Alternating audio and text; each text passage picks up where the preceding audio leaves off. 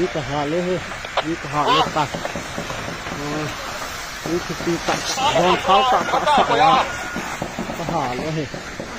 หาเลยก็หาด้านก็มาก็หาปูก็มาตัด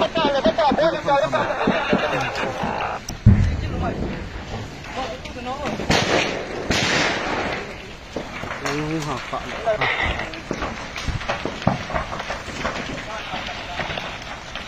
ทนไทยเลยครับ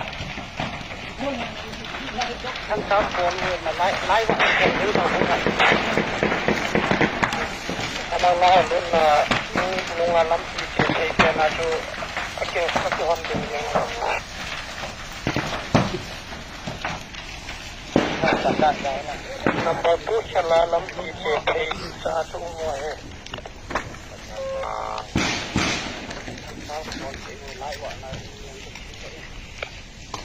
าท่านประธานเดีย